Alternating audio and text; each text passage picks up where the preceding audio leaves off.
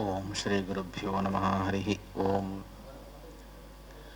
देवं नारायणं नत्वा सर्वदोषविवर्जितं परिपूर्णं गुरुश्चान् गीतार्थं वक्ष्यामि लेशतः व्यासाय भवनाशाय श्रेषाय गुणराशये हृद्याय शुद्धविद्याय मध्वाय च नमो नमः चित्रैपदैश्च गम्भीरैर्वाक्यैर्मानैर्कण्ठिते गुरुभावं विञ्जयन्ती भाति श्रीजयतीर्थवाक् पृथ्वीमण्डलमध्यस्थाः पूर्णबोधमतानुगाः वैष्णवा विष्णुहृदयाः तान् नमस्ये गुरुन् मम सत्याभिज्ञकराब्जोत्थान् पञ्चाशद्वर्षपूजकान् सत्यप्रमोदतीर्थार्यान् नौमि न्यायसुधारतान् येरहं शुकवत्सम्यक् कृपाळभिः तान् वन्दे रामचन्द्रार्यान् पितॄन् विद्यागुरुंस्तताम् बुधैरपसदुर्बोधे ग्रन्थे मम साहसं तत्पारयन्ति निपुणाः गुरुपादरजकणाः लौकिकालौकिकबललक्षणां रजदोहिनीं गुरुवनुग्रहरूपान्तां कामधेनमुपास्महे श्रीगुरुभ्यो नमः हरिः ओम्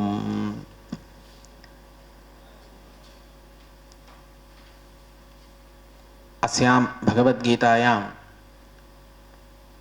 चतुर्थस्य अध्यायस्य सारांशः विशेषतः केचन विषयाः पूर्वैः विद्वद्भिः सम्यक् निरूपितः अस्मदाचार्याणां सिद्धान्तानुसारेण भाष्य तात्पर्य टीका गीता विवृति प्रभृति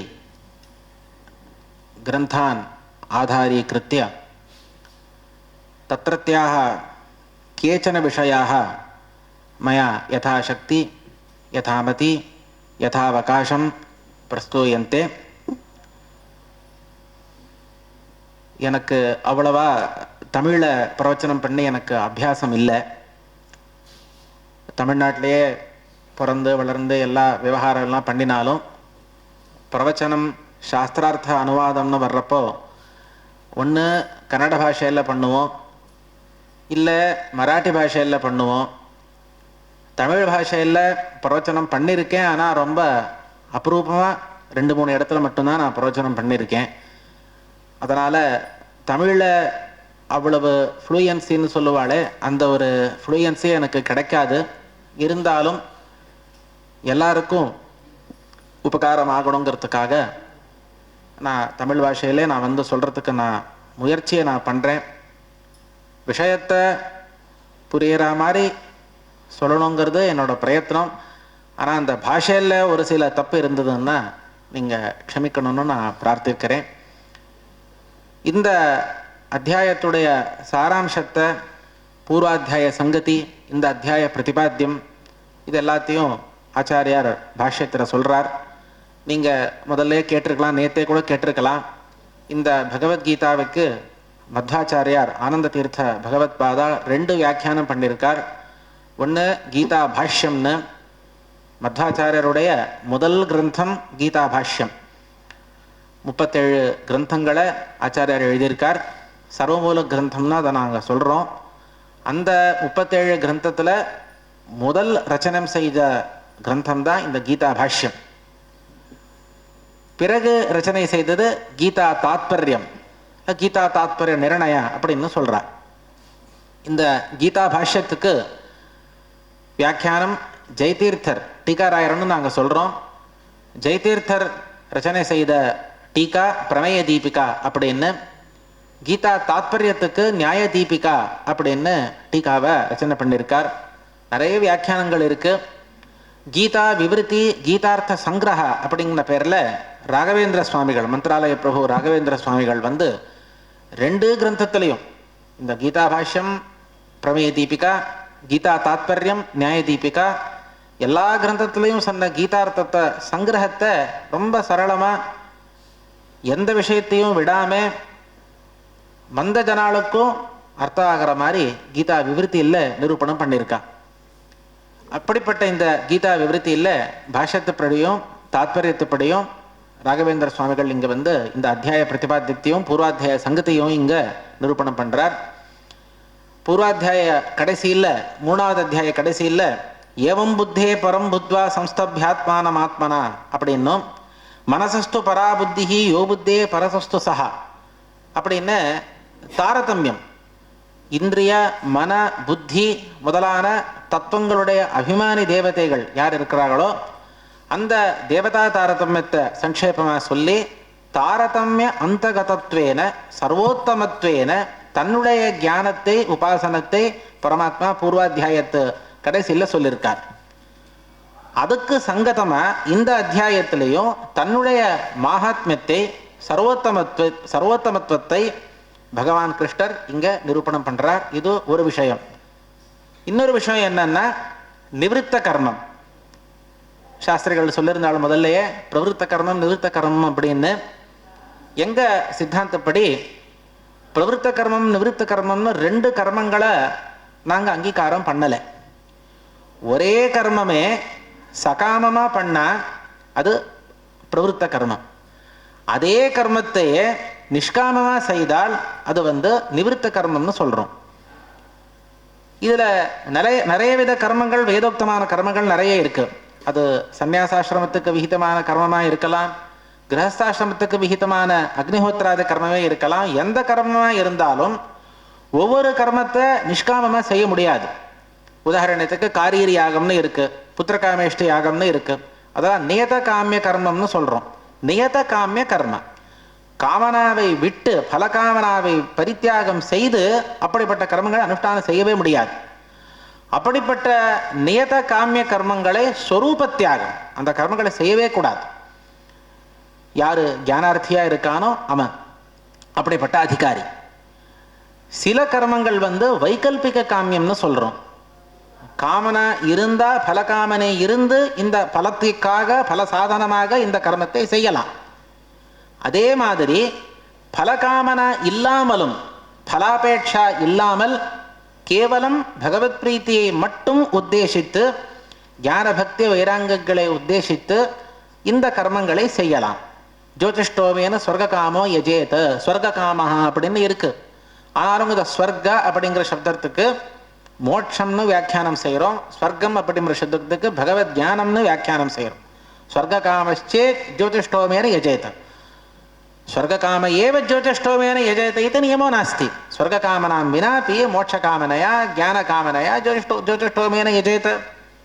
அதனால நித்திய கர்மங்களாகட்டும் நைமித்திக கர்மங்களாகட்டும் வைகல்பிக காமிய கர்மங்களாக இருந்தாலும் அந்த கர்மங்களை காமனா தியாக பூர்வகம் பகவத் சுவாதந்திர அனுசந்தான ஸ்வாதந்திர அனுசந்தான பூர்வகம் அந்த கர்மங்களை அனுஷ்டானம் செய்தால் அதே கர்மம் தான் நிவிருத்த கர்மம். அதாவது பிரவருத்த கர்மம் நிவிருத்த கர்மம்னு ரெண்டு கர்மத்தை ஆச்சாரியார் சொல்லலை. எங்க ஆச்சாரியார் சொல்லலை. எப்படி அத்வைத மதத்துல சகுண பிரம்மன் நிர்குண பிரம்மன் ரெண்டு பிரம்மத்தை சொல்றார். ரெண்டு பிரம்மம்னு எனக்கு தோணுது, ஆனா ரெண்டு பிரம்மம் இல்லை, ஒரே பிரம்மன் தான். வஸ்துதா பரமார்த்ததா நிர்குணமான பிரம்மனே ஆரோபித குணங்களால அவனைத்தான் உபாசனைக்காக சகுண பிரம்மம்னு சொல்றோம். தவிர சகுண பிரம்மம் நிர்குண பிரம்மம் ரெண்டு வியக்தி இல்லை. அதே மாதிரியே பிரவருத்த கர்மம் நிவிருத்த கர்மம்னு இரண்டு வியக்தி இல்லாம இதே கர்மங்களை சகாமமாக செய்தால், அக்னிஹோத்திராதி கர்மங்களையே சகாமமாக செய்தால் அது பிரவருத்த கர்மம். அதே கர்மங்களையே நிஷ்காமமாக செய்தால் அது நிவிருத்த கர்மம்னு சொல்லப்படுது. இந்த நிவிருத்த கர்மத்தை த்விதீயாத்தியாயத்தை ஆரம்பிச்சே பகவான் கிருஷ்ணன் நிரூபணம் பண்ணிட்டே வந்திருக்கார். நிஷ்காமம் ஞானபூர்வந்தோ நிவிருத்தம் இஹச்சோச்சதே நிவிருத்தம் சேவமானஸ்து பிரம்மாபியேதி சனாதனம். நிஷ்காமம் ஞானபூர்வம், ஞானம் நாம ஸ்வஸ்ய பாரதந்திரம் பகவதः ஸ்வாதந்திரம். பகவானேவ மயி ஸ்தித்வா ஏதானி கர்மாணி காரயதி நாகம் ஸ்வதந்திரா கிஞ்சித் கரோமி. இப்படிப்பட்ட ஒரு அனுசந்தான பூர்வகமாக பலகாமனா இல்லாமல் செய்தால் அந்த கர்மம் தான் நிவிருத்த கர்மம். அந்த நிவிருத்த கர்மத்துடைய பிரபஞ்சனத்தையும் இந்த அத்தியாயத்தில் நாம பார்க்கலாம். அந்த உபாசனா பேதங்கள், யஜ்ய பேதங்கள், நானாவிதமான யஜ்யங்கள், இதெல்லாம் அந்த கர்மத்துடைய பிரபேதங்களையே பகவான் இந்த அத்தியாயத்தில் சொல்றார். அதே மாதிரி ஞானத்துடைய மகாத்மியம், கர்மத்தை விட ஞானம் சிரேஷ்டமானது, அந்த ஞானத்துடைய மகாத்மியம் என்ன அப்படிங்கிறதையும் பகவான் இந்த அத்தியாயத்தில் சொல்றார். முதல்ல இந்த நிவிருத்த கர்மானுஷ்டானம் என்ன சொல்லியிருந்தாலோ இந்த நிவிருத்த தர்மம், இந்த நிவிருத்த தர்மானுஷ்டானம்ங்கிறது சும்மா சிக்கும் உண்டு. உபாசனா முதலான கிரியைகளும் சந்நியாசாசிரமிக்கும் உண்டு. அதனால இங்க நிரக்னி அக்ரியா அப்படிங்கிற சப்தத்தினால சந்நியாச ஆசிரமத்தில் யார் இருக்காளோ அவளை இங்க சர்வதா சொல்லலை. எந்த விதமான ஒரு அக்னியும் இல்லாமல், எந்த விதமான ஒரு விஹித கிரியா விஹித கர்மமும் இல்லாமல் யார் இருக்கிறானோ அவன் சந்நியாசியும் ஆவதில்லை, யோகியும் ஆவதில்லை. கர்மபலம் அனாஸ்ரிதா காரியம் கர்மயா கரோதி சஹா சந்நியாசி சஹா யோகி. கர்மபலம் அனாஸ்ரிதா, இதுதான் சன்னியாசிங்கிற சப்தத்துக்கு ஆரம்பத்திலேருந்து இந்த அர்த்தத்தை தான் நாமும் சொல்லிட்டு இருக்கோம். கர்மபலத்தில் காமம் இச்சை இல்லாதிருத்தல், ஐகிகமாக இருக்கட்டும் ஆமுஷ்மிகமாக இருக்கட்டும், எந்த ஒரு கர்மபலத்திலும் ஆசக்தி ஸ்நேகம் அதாவது காமனை இச்சை இல்லாதிருத்தல் அது யாருக்கு இருக்கிறதோ அவனே இப்பொழுது சன்னியாசி என்று சொல்லப்படுகிறான். அதே மாதிரி காரியம் கர்ம யஹா கரோதி, காரியம் கர்த்தவியம் ஸ்வஸ்வ வர்ணஸ்ய ஸ்வஸ்வ ஆசிரமஸ்ய யத் கர்த்தவியத்வேன விஹிதம் தத் கர்ம யஹா கரோதி சஹா சன்னியாசி சஹா யோகி. இதே மாதிரி அடுத்த ஸ்லோகத்திலையும் என் சந்நியாசம் இது பிராஹு யோகம் தம் வித்தி பாண்டவ ந ஹ்யசன்யஸ்த சங்கல்பா யோகி பவதி கஷ்டன. ஹே பாண்டவ, எம் சந்நியாசம் இது பிராஹு தம் யோகம் வித்தி யோகாந்தர்பூதம் வித்தி. யோகா அப்படிங்கிற சப்தத்துக்கு அநேக விதமான அர்த்தங்களை இந்த கீதையில நீங்க அங்கங்க பார்க்கலாம்.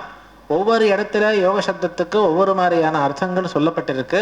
ஆனால் எல்லா அர்த்தங்களுக்கும் ஒரு காமன் ஃபேக்டர், ஒரு அனுகதமான ஒரு அர்த்தம் என்னன்னா உபாயம். யோகா அப்படின்னா உபாயம், ஞானோபாயம் அथवा மோட்சோபாயம். மோட்சத்திற்கு எது உபாயமோ எது சாதனமோ அதனை யோகம் என்கிற சப்தத்தினால நாங்கள் அழைக்கிறோம். அப்படி பார்க்குறப்போ அந்த யோக சப்தத்திற்கு கர்மயோகம்னு இருக்கு, தியான யோகம்னு இருக்கு. அதில் விசேஷமாக கர்மயோகம்னு என்ன சொல்கிறோமோ அது முக்கியமான கர்மயோகம். கர்மயோக சப்தத்திற்கு யோக சப்தத்திற்கு எது முக்கியார்த்தமோ அதனுள்ளே இந்த சந்நியாசமும் அந்தர்பாவமாகிறது. காத்தாலேயே சொன்ன மாதிரி கர்மயோகா அப்படிங்கிற சப்தத்துக்கு முக்கியமான அர்த்தம் என்னன்னா விசிஷ்டமான அர்த்தம், காம சங்கல்பாதி தியாக பூர்வகமான ஸ்வஸ்வர்ணாசிரம விஹித கர்மானுஷ்டானம் கர்மயோகா. இதுதான் கர்மயோக சப்தத்துக்கு முக்கியமான ஒரு அர்த்தம், பரம முக்கியமான அர்த்தம் இதுதான். இந்த அர்த்தத்துல சந்நியாசமும் இதுலயே அந்தர்பாவம் ஆகிறதுனால சந்நியாசம் யோகம் வித்தி யோகாந்தர்பூதம் வித்தி அப்படிங்கிற ஒரு வியாக்கியானத்தை பாஷ்யத்துல ஆச்சாரியர் பண்றார். அடுத்த ஸ்லோகத்துல ஆருர்ச்சோர் முனேர் யோகம் கர்ம காரணம் உச்சதே யோகாரூடஸ்ய தஸ்ஸைவ சமக்காரணம் உச்சதே. அത്ര கீதா பாஷ்யே ஏவம் கீதா தாத்பர்யே ச வேதா வியாக்கியானம் கிருதமஸ்தி. ரெண்டு பிரகாரமா இங்க நாங்க வியாக்கியானத்தை நாங்க பார்க்கிறோம். பாஷ்யத்தில் ஆச்சாரியர் எப்படி வியாக்கியானம் பண்றார் அப்படின்னா இந்த வியாக்கியானங்களுக்கு விரோதம் இல்லை. ஏன்னா கீதைக்கு அநேக அர்த்தம் உண்டு. பகவத்கீதாவுக்கு, மகாபாரதத்திற்கு, விஷ்ணு சஹஸ்ரநாமம், மகாபாரதத்திலே விஷ்ணு சஹஸ்ரநாமத்திற்கு அநேக அர்த்தங்கள் உண்டு. திரையோர்த்தாக சர்வ வேதேஷு, வேதங்கள்ல மூணு அர்த்தங்கள் உண்டு. ஒவ்வொரு வாக்கியத்துக்கும் ஒவ்வொரு பதத்திற்கும் மூணு அர்த்தங்கள் உண்டு வேதத்துல. மகாபாரதத்துல எஸ்மின் தசார்த்தாக சர்வேபி, ஒவ்வொரு ஸ்லோகத்திற்கும் 10 அர்த்தம் இருக்கு. ஆனால் ஒரு அர்த்தமே நமக்கு புரியறது இல்லை. மகாபாரதத்துல மகாபாரத சம்ஹிதையில ஒவ்வொரு ஸ்லோகத்திற்கும் 10 அர்த்தம் இருக்கு. மகாபாரதத்துல தானே இந்த பகவத்கீதாவும் வருது, விஷ்ணு சஹஸ்ரநாமம் வருது. விஷ்ணு சஹஸ்ரநாமத்துல ஒவ்வொரு நாமத்திற்கும் விஸ்வம் விஷ்ணுர் பஷட்காரஹான்னு என்ன 1008 நாமங்களை நாம பாராயணம் பண்றோமோ ஒவ்வொரு நாமத்திற்கும் 100 அர்த்தங்கள் உண்டு. இதை சுமத்வ விஜயத்துல மத்வாச்சாரியாருடைய சரித்திரத்தை சொல்றப்போ ஒரு சபைக்கு ஆச்சாரியார் போயிருக்கார். கேரளாவில் ஒரு சபைக்கு போயிருக்கார். அங்கே போனப்போ சபா நடக்குது. நிறைய ஷடங்க வேதாந்த வித்வான்கள் எல்லாம் வந்திருக்காங்க. அப்போ ஆச்சாரியார் பிரவச்சனம் பண்றார். அவன் ஒரு வித்வான் எழுந்து ஒரு வேத மந்திரத்தை சொல்லி ஒரு சூக்தத்தை சொல்லி இந்த சூக்தத்துக்கு நீங்க அர்த்தம் சொல்லணும், வியாக்கியானம் பண்ணணும். மத்வாச்சாரியார் வியாக்கியானம் பண்றார். அதே சூக்தத்திற்கு அந்த வித்வானும் வேற ஒரு வியாக்கியானம் பண்றார். ஆச்சாரியார் அந்த வியாக்கியானத்தை நிராகரணம் பண்ணல. அந்த அர்த்தமும் சரிதான், இந்த அர்த்தமும் சரிதான், நீங்க சொன்ன வியாக்கியானமும் சரி, நான் சொல்ல வியாக்கியானமும் சரிதான், ரெண்டுமே பிராமணிகமா இருந்தால் தப்பு ஒன்றும் இல்லையே. ஒரே வேத வாக்கியத்திற்கு 3 அர்த்தம் சொல்லலாம். மகாபாரதத்துக்கு 10 அர்த்தம் சொல்லலாம். சஹஸ்ரநாமத்துக்கு 100 அர்த்தம், ஒவ்வொரு நாமத்துக்கும் 100 அர்த்தம் சொல்லலாம். இது மத்வாச்சாரியார் சொல்றார். சொல்றப்ப அங்க இருக்கிற எல்லா பண்டிதாலும் அங்க சிரிக்கிறா எல்லாருமே. அது எப்படி நடக்கும்? விஷ்ணு சஹஸ்ரநாமத்துல ஒவ்வொரு நாமத்துக்கு 100 அர்த்தமா? இது சாத்தியமே இல்லையே, எங்க சொல்லுங்க பார்க்கலாம். சேலஞ்ச் பண்றா எல்லாரும். சரி மத்வாச்சாரியா இருக்கு ஒரு விஸ்வம் இந்த ஒரு பதத்திற்கு 100 அர்த்தம் நீங்க வந்து சொல்லணும் அப்படின்னு. மத்வாச்சாரியர் என்ன சொன்னாருன்னா, அவரு இந்த கில்லாடின்னு சொல்லுவாரு, ஒரு மகா சமர்த்தர் அவர். அவர் என்ன சொல்றாருன்னா, வர்ணயாமி சகலம் ததகம் வஹ சௌஷ்டவாத் அனுவதந்து பவந்தா. நான் வந்து 100 அர்த்தம் நான் வந்து சொல்லுவேன். ஆனா நீங்க எல்லாரும் சேர்ந்து நான் சொன்ன அர்த்தத்தை எல்லாரும் திருப்பி அனுவாதம் பண்ணணும். அனுவாதம் பண்றதா இருந்தால் நான் அவசியமா நான் வந்து சொல்றேன். ஒருவேளை நீங்க எல்லாரும் சேர்ந்து நூற்றுக்கணக்கில் வித்வான்கள் இருக்கிறதுனால ஒவ்வொருத்தரும் ஒவ்வொரு அர்த்தத்தை அனுவாதம் பண்ணாலும் கூட போரும். ஆனா எல்லாரும் சேர்ந்து நான் சொன்ன 100 அர்த்தத்தையும் நீங்க வந்து அனுவாதம் பண்ணணும். சரின்னு சொல்லி எல்லாம் கச்சையெல்லாம் கட்டியா போட்டு எல்லாம் ரெடியா உட்கார்ந்தா. சரி, நான் வந்து அவசியமா நாங்க வந்து சொல்றோம் அப்படின்னு ஆச்சாரியார் சொன்ன ஆரம்பிச்சார். பிரத்ய பிரகிருதி சங்கம பங்கீம் சப்தசாஸ்திர விஹிதாம் பிரதிதர்ஷ சுத்ததி ஸ்ருதிசர சதசித்தான் அபேதாத் சபத விஸ்வ பதார்த்தான். விஸ்வ அப்படிங்கிற ஒரு பதத்துக்கு 100 அர்த்தத்தை ஆச்சாரியார் சொல்றதுக்கு ஆரம்பிச்சார் மத்வாச்சாரியார். ஒரு 60-70 அர்த்தம் கூட முடியல. அதுக்குள்ளேயே அவளால் தாரணம் பண்ண முடியல. எல்லாரும் வந்து எழுந்து நமஸ்காரம் பண்ணி, சாஷ்டாங்கமா நமஸ்காரம் பண்ணி, எங்களால் முடியல, நீங்க வந்து எங்களை க்ஷமா செய்யணும், மன்னிக்கணும் அப்படின்னு சொல்லி பிரார்த்தனா பண்றா. தேவதா ஸ்வசுலபா பிரதிபாதே மானுஷேஷு சபலேஷு கதாக்கா க்ஷாமிய சௌமிய சகலக்ய நமஸ்தே தே பிருவந்த் இதிதம் கில நேமுகம் அப்படின்னு சுமுத்த விஷயத்துல நாராயண பண்டிதாச்சாரியார் சொல்றார். பிரசங்காத் நான் வந்து இந்த விஷயத்த சொல்றேன். ஏன்னா பகவத்கீதைக்கு வியாக்கியானம் பண்றப்போ ஆச்சாரியார் மத்வாச்சாரியார் வந்து கீதா பாஷ்யத்துல ஒரு மாதிரி வியாக்கியானம் பண்றார், கீதா தாத்பரியத்துல வேற மாதிரி வியாக்கியானம் பண்றார். இந்த 2 வியாக்கியானங்களுக்கும் விரோதம் இருக்கிறது இல்லை. கீதாவுக்கு, கீதா ஸ்லோகத்திற்கு ஒவ்வொரு பதத்திற்கும் அநேகார்த்தங்கள் இருக்கிறதுனால அநேகார்த்த வியாக்கியானம்ங்கிறது எந்த விரோதத்துக்கும் அவகாசம் இதுல இல்லை.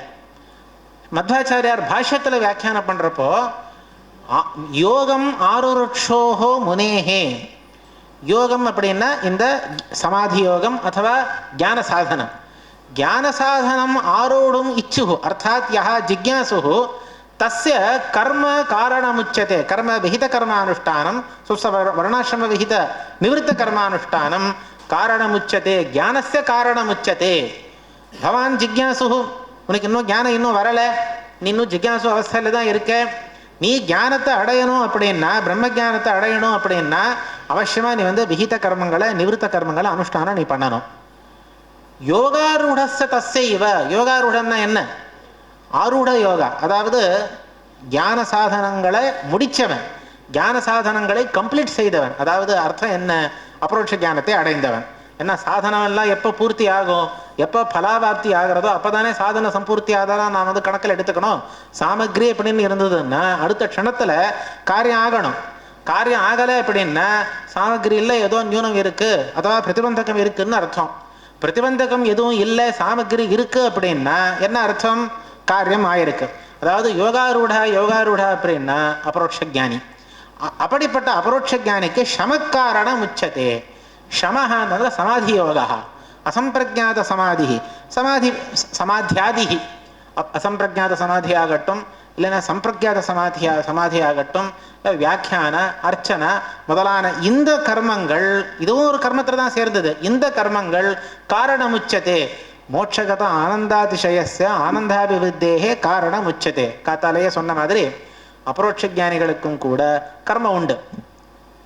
அவளுக்கு பிரதானமான கர்மம் வந்து அக்னிஹோத்திராதிகளும் அவளுக்கு வந்து கர்த்தவியம் தான், இல்லைன்னு சொல்லலை.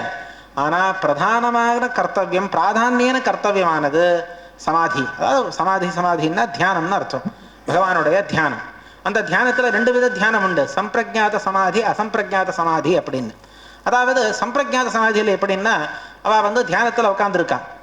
தியானத்தில் பகவத் ரூபத்தை அவள் வந்து தரிசனம் பண்ணிட்டு இருக்கிறப்போ அக்கம் பக்கத்தில் என்ன ஒரு சத்தமோ அथवा என்ன ஒரு விஷயம் நடக்குதோ அந்த விஷயமும் அவளுக்கு வந்து தெரியுது. அந்த விஷயங்களை வந்து அந்த விஷயங்களுடைய ஞானமும் இருந்து பகவானை தியானித்தால் அது சம்பிரஜாத சமாதின்னு சொல்லப்படுறது. ஏகாகிரதா பகவானுடைய விஷயத்தில் ஏகாகிரதா இருக்கும், கான்சன்ட்ரேஷன் பகவான் விஷயத்தில் இருக்கும். ஆனால் வெளியில் நடக்கிற விஷயங்களும் காதில் விழுந்துட்டே தான் இருக்கும், அந்த ஞானமும் ஆயிட்டு இருக்கும். இது வந்து சம்பிரஜாத சமாதின்னு கூப்பிடுறோம். இதுக்கு ஆப்போசிட்டானது அசம்பிரஜாத சமாதி. அந்த சமாதியில் அவள் வந்து உக்காந்துட்டா அப்படின்னா அவளுக்கு வந்து எந்த பாஹ்ய விஷய ஞானமும் இருக்கிறது இல்லை, எந்த பாஹ்ய விஷய சிந்தையும் அவளுக்கு இருக்கிறது இல்லை. யார் வந்தாலும் தெரியாது, யார் போனாலும் தெரியாது. பக்கத்திலேயே உக்காந்து ஒரு பெரிய ஒரு வாத்தியத்தை அடித்தாலும் கூட அவளுக்கு அது தெரியறதில்லை. சாமான்யமாக நாங்கள் பாடம் சொல்கிறப்போ எங்கள் சிஷ்யாளுக்கு சொல்கிறது உண்டு. நாங்கள் பாடம் சொல்கிறோம், நீங்கள்லாம் அசம்பிரஜாத சமாதியில் நீங்கள்லாம் இருக்கே அப்படின்னு. ஏன்னா நாங்கள் இப்படி காட்டு கத்தல் நாங்கள் பாடம் சொல்லிட்டு இருக்கோம். ஆனால் அவள் நிதானமாக அசம்பிரஜாத சமாதியில் நல்லா தூங்கிட்டு இருப்பான். ஏன்னா எங்கள் சாஸ்திரத்து பிரகாரம் சுஷுப்தி அவஸ்தான்னு சொல்கிறோம் இல்லையா, அந்த சுஷுப்தி அவஸ்தாங்கிறது பிராக்ஞநாமகனுடைய பரமாத்மனுடைய பிரவேசம், ஐக்கியம்னு நாங்கள் சொல்கிறது இல்லை. பிராக்ஞநாமகனான பரமாத்மனை உள்ள அவன் ஜீவன் பிரவேசம் ஆயிடுறான். அப்புறம் ஜாகிரத அவஸ்தா பிரபோதாவஸ்தையில் திரும்பி வெளியில் வரான்.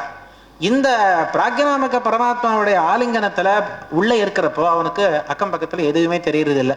அதனால் பாடத்தில் உட்கார்ந்துற எல்லா சாத்திராளுக்கும் வித்தியார்த்திகளுக்கும் நாம் சொல்கிறது என்னென்னா, உங்களுக்கு இஷ்ட தேவதா யாருன்னு கேட்டால் பிராக்ஞநாமக பரமாத்மா. சாமான்யமாக இஷ்ட தேவதானா நரசிம்மர் வராகர் ஹயக்ரீவன் தான் சொல்லுவாள். ஆனால் எங்கள் சாத்திராளுக்கெல்லாம் இஷ்ட தேவதா யார் அப்படின்னா பிராக்ஞநாமக பரமாத்மான்னு நாங்கள் சொல்லுவோம். அப்படி ஏன் சொல்கிறேன்னா, அப்படிப்பட்ட எந்த ஒரு ஞானமும் பாஹ்ய ஞானமும் இல்லாத ஒரு தியான யோகத்தை அசம்பிரஜாத சமாதி அப்படின்னு கூப்பிடுறோம். இந்த அசம்பிரஜாத சமாதி ஆகட்டும் சம்பிரஜாத சமாதி ஆகட்டும், ஒருவேளை அப்படிப்பட்ட ஒரு தியானம் அவளுக்கு முடியலை அப்படிங்கிற பட்சத்தில் அவள் வியாக்கியானங்கள் எல்லாம் பண்ணுறா. சாஸ்திரங்களை சச்சாஸ்திரங்களை வியாக்கியானம் செய்கிறா, பாட்ட பிரவச்சனம் செய்கிறா, இல்லைன்னா கிரந்த ரச்சனை செய்கிறா, அத்தவா அர்ச்சனம் பகவத் அர்ச்சனம். இந்த மாதிரியான கர்மங்கள் அபரோட்ச ஞானிகளுக்கும் பிரதானமாக உண்டு. அக்னிஹோத்ராதி கர்மங்களும் உண்டு. ஆனால் எப்போ அசம்பிரஜாத சமாதியில் இல்லாத இருக்கிறப்ப தான் அவளுக்கு இந்த அக்னிஹோத்ராதி கர்மங்கள் கர்த்தவியமாக இருக்கிறது. ஒருவேளை அசம்பிரஜாத சமாதியில் இருந்தால் அந்த நேரம் எவ்வளவு நேரம் தாண்டி போனாலும் கூட அவளுக்கு இந்த பிரத்யவாயம் அவளுக்கு இல்லை. 2வது அத்தியாயத்திலே நீங்கள் கேட்டிருப்பேள் என்னன்னா, தஸ்ய காரியம் நவித்யதே ஸ்திதப்பிரஜா அப்படின்னா அசம்பிரஜாத சமாதியில் இருக்கிற அபரோட்ச ஞானி. அப்படிப்பட்ட அசம்பிரஜாத சமாதியில் இருக்கிறப்ப அவளை எழுப்ப முடியாது. ஏன்னா அவளுக்கு தான் பாஹ்ய ஜானமே இல்லையே. பாஹ்ய ஜானமே இல்லாது இருக்கிற அந்த அபரோட்ச ஞானி பகவானுடைய தரிசனத்தினால ஒரு ஸ்வரூபானந்தத்தை அனுபவிக்கிறப்போ அவளுக்கு எந்த ஞானமும் இருக்காது, அவளை எழுப்பவும் முடியாது. பகவானா பார்த்து எப்போ மனசில் மறையறாரோ அந்தர்தானம் ஆகிறாரோ அப்போதான் அவள் எழுந்திருச்சுப்பா, இல்லைன்னா எழுந்திருக்கவே முடியாது. அப்போ அவளுக்கு ஸ்நான காலம் தாண்டி போகலாம், சந்தியாவந்தன காலம் தாண்டி போகலாம், அக்னிஹோத்திர காலம் தாண்டி போகலாம். அதனால் அந்த அக்னிஹோத்திராதி கர்மங்களே சந்தியாவந்தனாதி கர்மங்களே அவள் அந்த நேரத்தில் செய்யலை அப்படின்னா அவளுக்கு பிரத்யவாயம் இல்லை. அதனால் அசம்பிரஜாத சமாதியில் மட்டும்தான் அவளுக்கு பிரத்யவாயம் இல்லை, தோஷம் இல்லை. அசம்பிரஜாத சமாதியிலேருந்து அவள் எழுந்துட்டா அப்படின்னா அவள் எல்லா கர்மங்களும் அவளுக்கு கர்த்தவியம் தான், அவளுக்கும் செய்யலை என்ன பிரத்யவாயம் உண்டு. அந்த பிரத்யவாயத்துக்கு பலன் நரகாஜனர்த்தம் கிடையாது. ஆனால் ஆனந்த கிராசம் காலையிலே சொன்ன மாதிரி ஆனந்த கிராசம் அப்படிங்கிற ஒரு பனிஷ்மெண்ட், ஒரு சிக்ஷா அபரோட்ச ஞானிகளுக்கும் கூட உண்டு. அதனால் பிரதானமாக அவர் செய்ய வேண்டியது இந்த சமாதி முதலாத கர்மங்கள். அக்னிஹோத்ராதி கர்மங்களை இதுக்கு விரோதம் இல்லாமல், சமாதி யோகத்துக்கு விரோதம் இல்லாமல் இந்த அக்னிஹோத்ராதி கர்மங்களையும் இந்த அபரோட்ச ஞானி செய்யணும். இந்த கர்மங்களால ஷமஹா காரணமுச்சதே, ஆனந்தாபிவிருத்திக்கு அது காரணமாக அமைகிறது. இது கீதா பாஷ்யத்தில் ஸ்ரீமதாச்சாரியார் இப்படி வியாக்கியானம் செய்கிறார். இதே கீதா தாத்பரியத்தில் வேற மாதிரி ஆச்சாரியார் வியாக்கியானம் செய்கிறார். ஆருருட்சோர் முனையோர் யோகம் கர்ம காரணம் உச்சதே. இங்க கர்ம அப்படிங்கிற சப்தத்திற்கு நானாஜனச சுஸ்ரூஷான்னு ஆச்சாரியார் வியாக்கியானம் பண்றார். நானாஜனச சுஸ்ரூஷா, நானாஜனான்னா என்ன? ஆச்சாரிய பிரமாணங்கள் எல்லாம் உதாரணம் செய்து புராண வாக்கியங்களை எல்லாம் ஆச்சாரியர் இங்கே உதாரணம் பண்றார். நம்மை விட உத்தமர்கள், நமக்கு சமானமானவர்கள், நம்மை விட அதமமாக நீச்சமாக இருப்பவர்கள். நான் வர்ணத்தில் சொல்லலை, வர்ணத்திலேயோ ஆசிரமத்திலேயோ வயசுலையோ நான் சொல்லலை.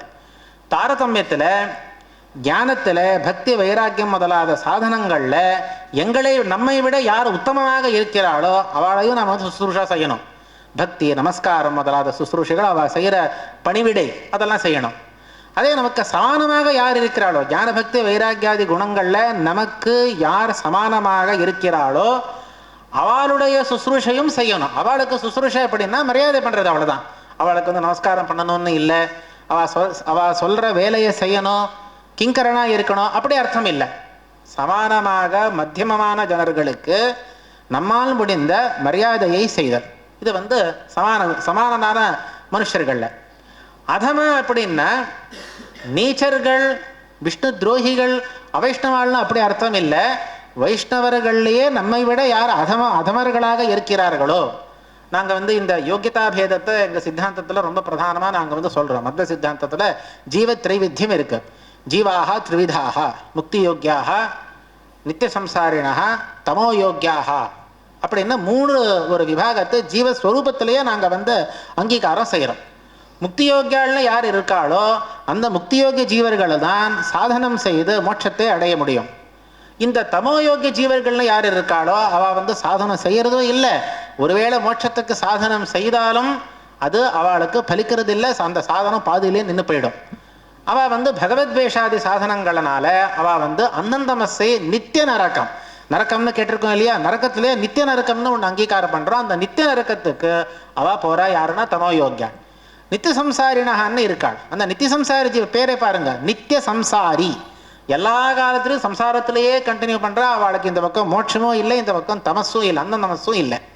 அதனால ஜீவர்களில் இந்த விதமான 3 விபாகங்கள் உண்டு. இங்கே என்ன நானாஜனச சுஸ்ரூஷான்னு இங்கே ஆச்சாரியார் சொல்கிறப்போ டிப்பணியில் டீக்காகளில் வியாக்கியானம் செய்கிறாங்க. நானாஜனா அப்படின்னா உத்தமராகட்டும் சமராகட்டும் அதமராகட்டும் எல்லாரும் இங்கே முக்தியோகர்களை வைஷ்ணவ ஜீவர்களைத்தான் நாங்கள் எடுத்துக்கணும். அப்படிப்பட்ட இங்கே ஜாதியோ அதுவா வர்ணமோ ஆசிரமமோ வயசோ இங்கே சொல்லப்படலை. இங்கே சொல்கிறது என்னென்னா விஷ்ணு பக்தி. அந்த விஷ்ணு பக்தி யாருக்கெல்லாம் இருக்கோ அவள் தான் அந்த அப்படிப்பட்ட ஜீவாலை தான் நாங்கள் சஜீவா அப்படின்னு முக்தியோகி ஜீவான்னு நாங்கள் கூப்பிடுறோம். நான் காலையிலே நான் சொன்னேன், நான் யாரையும் யாருடைய மனசையோ நோகடிக்கிறது என்னுடைய உத்தேசம் இல்லை. இங்கே என்ன ஆச்சாரியார் என்ன வியாக்கியானம் பண்ணியிருக்காளோ, டீக்கா டிப்பணிகளில் என்ன வியாக்கியானம் செய்திருக்கிறாளோ அதை சொல்கிறது என்னுடைய கர்த்தவியம். நான் சொல்கிறேன். நான் யாரையும் மனசாக புண்படுத்துறது என்னுடைய நோக்கம் சர்வதா இல்லை. இப்படிப்பட்ட முக்தியோகியர்களான வைஷ்ணவ ஜீவர்கள் யார் இருக்கிறார்களோ அப்படிப்பட்ட நானா ஜனர்களை அந்தந்த யோக்கியதாவுக்கு அனுசரித்து சுசுரூஷா செய்வது. அதமர்களுக்கு எப்படி சுசுரூஷா செய்வது? அதமர்களுடைய சுசுரூஷா அப்படின்னா அவளுக்கு தயா பண்ணுறது. நம்மை விட யார் அதமர்களாக இருக்கிறார்களோ அப்படிப்பட்ட ஜீவர்களுக்கு வைஷ்ணவ ஜீவர்களுக்கு கருணை செய்வது, அவளையும் ரட்சணை செய்வது, அவளுக்கு யோக்கியமான ஒரு ஸ்தானத்தை கொடுப்பது. இது எல்லாவும் சுசுரூஷா அப்படின்னு சொல்லப்படுகிறது. அதனால நானாஜனச சுசுரூஷா இதை கர்மான்னு ஆச்சாரியார் சொல்றார். அதே யோகாரூடஸ்ய அபரோட்ச ஞானத்தை அடைந்தவனுக்கு இந்த நானாஜனச சுசுரூஷா தேவையில்லை. அபரோட்ச ஞானத்தை அடைந்த பிறகு உத்தமர்களுடைய சுசுரூஷா போதும். சமானருடைய சுசுரூஷை மரியாதா ரூபவாத சுசுரூஷானோ அதுவா இந்த அதமர்களுடைய சுசுரூஷா அது அந்த அபரோட்ச ஞானிகளுக்கு யோகாரூடருக்கு அவசியம் இல்லை. செஞ்ச தப்பில்லை, அதே காலத்தில் செய்யணும் அப்படிங்கிற ஒரு ஆவசியகதா அவளுக்கு இல்லை. இப்படி ஷமஹா அப்படிங்கிற சப்தத்திற்கு கர்மோபசமஹ நானாஜன சுஸ்ரூஷாக்கிய கர்மணः உபசமஹ நிவృత్తిः அர்த்தாத் கேவலம் உத்தமஜனானாம் சுஸ்ரூஷா பாதசம்வஹனாத ரூபா சுஸ்ரூஷா மத்தியமேஷு வா அதமேஷு வா யா சுஸ்ரூஷா யதா யோக்யா கிரியதே சா சுஸ்ரூஷா ஆவश्यकी நைவ பவதி கிரியதே சேத் நதோஷः கர்த்தவியமிது நியமோ நாஸ்தி அபரோட்ச ஞானினா. இப்படி ஒரு வியாக்கியானத்தை ஆச்சாரியார் கீதா தாத்பரியத்தில் செஞ்ச வியாக்கியானத்தை நாம் பார்க்க முடியுது. அடுத்து வந்த ஸ்லோகங்களுக்கு அர்த்தங்கள்லாம் பூர்வ பண்டிதர்களே எல்லா அர்த்தங்களெல்லாம் சொல்லியிருக்கா. அதான் நான் ஜாஸ்தியாக நான் சொல்ல போகிறதில்லை. அதில் ஆத்மைவ ஹியாத்மனோ பந்து ஆத்மைவ ரிபுராத்மனா. இங்கே ஆத்மா அப்படிங்கிற சப்தத்திற்கு ஆச்சாரியர் 2 வியாக்கியானம் பண்ணுறார். கீதா பாஷ்யத்தில் ஆத்ம சப்தத்திற்கு மனசுன்னு வியாக்கியானம் பண்ணியிருக்கார். ஆத்மனஹா ஆத்மைவ பந்து ஆத்மைவ ரிபுஹு. அதாவது மனதை நாம் நிகிரகம் செய்தால் அந்த மனது நமக்கு பந்துவாக ஆகிறது, மோட்சத்துக்கு சாதனமாகிறது. அதே மனசை நாம் நிகிரகம் செய்யவில்லை, கண்ட்ரோல் பண்ணலை அப்படின்னா அந்த மனசே நமக்கு அனர்த்தத்துக்கு காரணமாக ஆவதால அந்த மனசை ரிபு சத்ருன்னு கூப்பிடுறோம். மனப்பரம் காரணமாமனந்தி சம்சார சக்கரம் பரிவர்த்தையத்யது. பாகவதத்தில் பிக்ஷுகீதையில் நீங்கள் பார்க்கலாம். நாயம் ஜனோமே சுகுதுக்க ஹேத்து ந தேவதாத்மகிரக கர்ம காலாக மனப்பரம் காரணமாமனந்தி சம்சார சக்கரம் பரிவர்த்தையத்யது. இந்த சம்சார சக்கரம் என்ன இருக்கோ அந்த சம்சார சக்கரத்தை பரிவர்த்தனை செய்யறதே எது அப்படின்னா அந்த சக்கரத்துக்கு நடுவில் இருக்கிற அச்சாணியே எதுன்னா மனசு தான். இந்த வேற வேற ஜனர்களோ அதுவா தேவதா கிரகா ஆத்மா காலா எதுவும் நம்ம சுகுதுக்கங்களுக்கு காரணம் இல்லை. மனசு அபிமானம் இருந்தாதான் அவளால் நமக்கு சுகதுக்கங்கள் எல்லாம் ஆகும். மனசு எப்படிதான், மனது அப்படிங்கிறது தான் எல்லா விதமான சுகதுக்கங்களுக்கு சம்சார சக்கரத்துக்கு காரணமாக அமைஞ்சிருக்கு. அந்த மனசை நிகிரகம் செய்தால் அந்த மனசு நமக்கு மித்திரமாக, பிரியமாக, உபகாரியாக இருக்கும், மோட்ச சாதனமாகும். இல்லைன்னா அது விபரீதமாக போகும். இது ஒரு வியாக்கியானம் பாஷ்யத்தில் நாம் பார்க்கலாம். தாத்பரியத்தில் ஆச்சாரியார் வியாக்கியானம் செய்யறப்போ ஆத்மாங்கிற சப்தத்துக்கு பரமாத்மான்னு வியாக்கியானம் பண்றார். ஆத்மசப்தத்திற்கு பரமாத்மா அப்படிங்கிற அர்த்தம் ரொம்ப பிரசித்தமாகவே இருக்கு. இந்த அத்தியாயத்திலே ஆத்மனி ஆத்மனி ஆத்மனின்னு ஒரு 10 இடங்கள்ல ஆத்மசப்தத்துக்கு நாம் பார்க்கலாம். அந்த எல்லா இடங்கள்லையும் கூட ஆத்மா அப்படின்னா பரமாத்மா, பரபிரம்ம அப்படின்ன ஒரு அர்த்தத்தை ஆச்சாரியார் இங்க வியாக்கியானம் செய்கிறார். ஏன்னா ஆத்மா அப்படின்னா அனந்த குண பரிபூர்ண, பிரம்ம சப்தம் எப்படி குணபூர்ணாங்கிற அர்த்தத்தை சொல்றதோ அதே மாதிரி ஆத்மாங்கிற சப்தமும் கூட அனந்த குண பரிபூர்ண அப்படிங்கிற அர்த்தத்தை சொல்றது. அதனால ஆத்மசப்தம் விஷ்ணுவிடத்தில், நாராயணத்தில் அது ரூಢமானது, முக்கியமானது. அதனால்தான் பாகவதத்தில் சொல்றப்போ ஆத்மேஷ பிரம்ம சம்பவான் தத்தம் துர்வாசசம் சோமம் ஆத்மா ஈஷ பிரம்ம சம்பவான். விஷ்ணுங்கிற இடத்துல ஆத்மாங்கிற சப்தத்தை பிரயோகம் பண்றார்.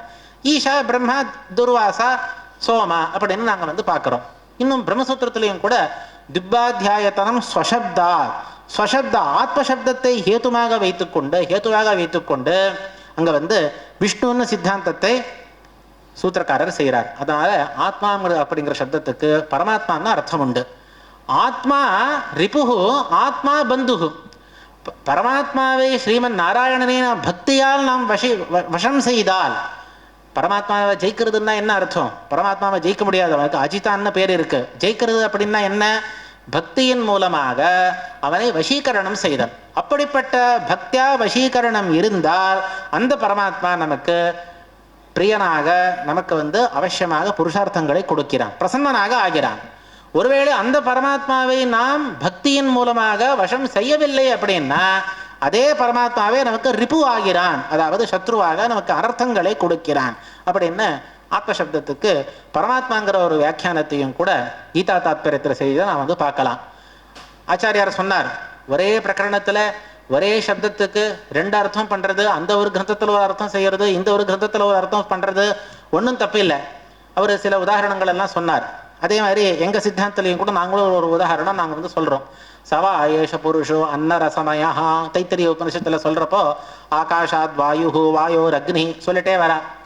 அன்னாத் புருஷா, அங்க புருஷா அப்படின்னா ஜீவனுடைய தேகம் அथवा ஜீவன் அர்த்தம் சொல்றோம். ஆனா அடுத்த வாக்கியத்துல சவாயேஷ புருஷோ அன்னரசமயா, அங்க புருஷா அப்படின்னா ஜீவன் சொல்றது இல்லை, தேகம்னு சொல்றது இல்லை. தேகத்துல ஜீவனுடைய அந்தர்யாமியா இருக்கிற பரமாத்மாவை நாம் ஸ்வீகாரம் பண்றோம். ஒரே அடுத்தடுத்த வாக்கியங்கள்ல அங்க புருஷ சப்தத்துல ஜீவன்கிற அர்த்தத்தையோ, இந்த புருஷ சப்தத்துல பரமாத்மான அர்த்தத்தை எடுத்துக்கொண்டு அன்னமயா, பிராணமயா, மனோமயா, விஞ்ஞானமயா, ஆனந்தமயா 5ம் கூட பரமாத்மாவுடைய ரூபங்கள் தான். அன்னமயாதி சப்தங்கள் நாங்கள் கோஷப்பரமான அங்க வியாக்கியானம் செய்யறதில்லை. ஆனந்தமயோ அபியாசாத், சூத்திரக்காரர் ஆனந்தமயான்னு சொன்னதும் கூட உபலட்சணம் தான். அன்னமயா, பிராணமயா முதலான 5 பெயர்களும் பரமாத்மாவுடைய பெயர்கள் தான்.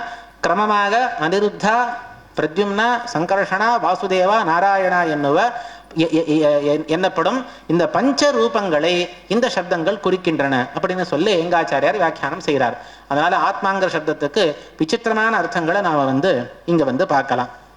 அடுத்ததா சொல்றப்போ நாத்தியஷ்ணதஸ்து யோகோஸ்தி நச்சைகாந்த மனஷ்ணதா நச்சாதி ஸ்வப்னசீலஸ்ய ஜாகிரதோ நைவச்சார்ஜுன. இங்க ஆச்சாரியார் பாஷ்யத்துல என்ன சொல்றா அப்படின்னா, அனசனமும் வேண்டாம், அனித்ரா அதாவது நித்ரையே செய்யாமல் இருக்கிறது அப்படி வேண்டாம், ரொம்ப நித்ரையும் வேண்டாம், அதே மாதிரி அசனமும் கூட அதிகப்படியான அசனமும் வேண்டாம், அனசனம் உபவாசமும் வேண்டாம் அப்படின்னு சொல்லி இங்க வியாக்கியானம் எல்லா பாஷ்யக்காரரும் இந்த வியாக்கியானத்தை பண்ணிருக்கார். ஆச்சாரியரும் இதே வியாக்கியானம் தான் செய்கிறார். ஆனா ஒரு விசேஷத்தை ஆச்சாரியார் இங்க ஒரு பிரமாணத்தை உதாரணம் செய்து ஆச்சாரியார் சொல்றார், இந்த அனசனத்தையும் அனித்ரையையும் நித்ரா அபாவத்தையும் நிஷேதம் செய்ததும் கூட அசக்தர்களுக்காக செய்தது. யாருக்கு சக்தி இருக்கிறதோ அவ போஜனமே இல்லாம பூர்ண உபவாசம் இருந்து எத்தனை மாசம் எத்தனை வருஷம் ஆனாலும் கூட உபவாசம் இருந்தும் கூட நித்ரையே செய்யாமல் உபவாசமாக இருந்து யோகாபியாசத்தில் இருக்கிற யோகிகளும் கூட இருக்கிறார்கள். அவ என்ன சக்தி இருக்கு அவ பண்ற, நமக்கு சக்தி இல்லை, முடியறதில்லை. இன்னும் விசேஷமா பார்த்தோம்னா எங்க மாத்வ சம்பிரதாயத்துல உபவாசம் ரொம்ப ஜாஸ்தி. இந்த ஏகாதசி உபவாசம் உங்களுக்கெல்லாம் தெரியும். இன்னும் இந்த கோகுலாஷ்டமி அதுவும் உபவாசம் பண்றோம். இன்னும் இந்த ஏகாதசியிலையும் கூட நமக்கு வந்து இந்த சிரவணோபவாசம்னு அடிக்கடி வரும், வருஷத்துல 1-2 வரும். அப்போ ஏகாதசியும் உபவாசம் பண்ணி அடுத்த நாள் துவாதசி அன்னைக்கு சிரவண நட்சத்திரம் இருந்தோம்னா அன்னைக்கும் உபவாசம்னா நிர்ஜல உபவாசம், 2 நாள் முழுக்க நிர்ஜலமா உபவாசமா இருப்போம்.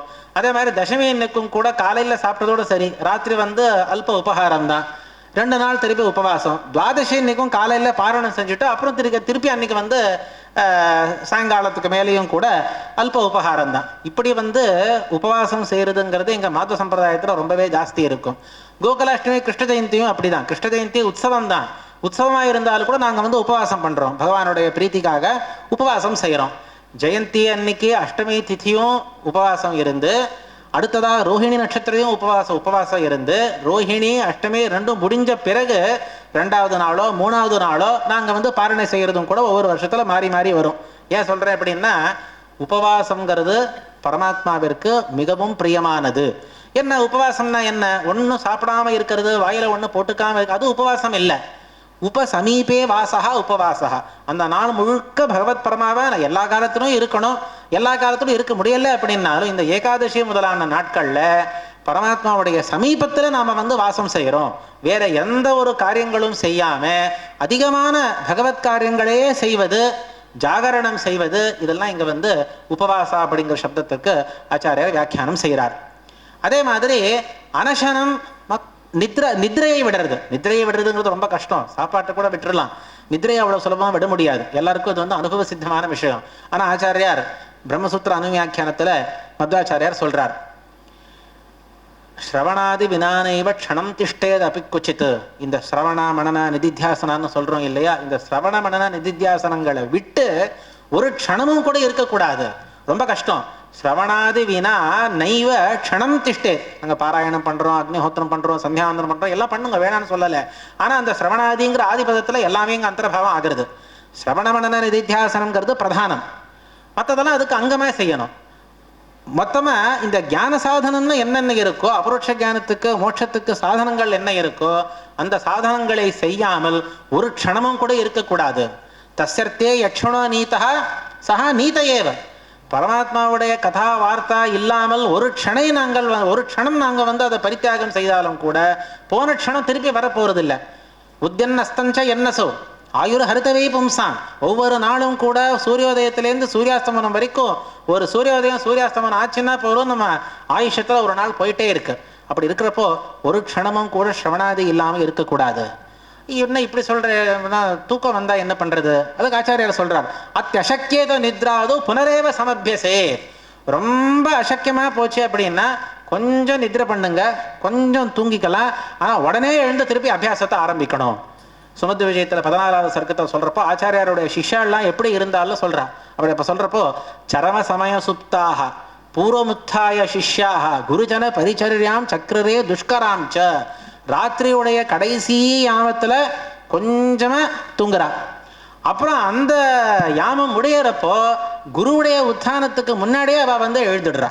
இப்படி ஒரு கடினமான குரு சுசுருஷைய சிஷ்யர்களெல்லாம் ஆச்சாரியாரோட சிஷ்யர்களெல்லாம் செய்திருக்கா அப்படின்னு நாங்க வந்து சுமத் விஜயத்துல கேட்கிறோம். இப்படி நித்ரைய சம்பூர்ணமாக நித்ரையை விட்டு சம்பூர்ணமாக ஆகாரம் இல்லாமல் யோகாபியாசம் செய்பவர்களும் இருக்கிறார்கள்.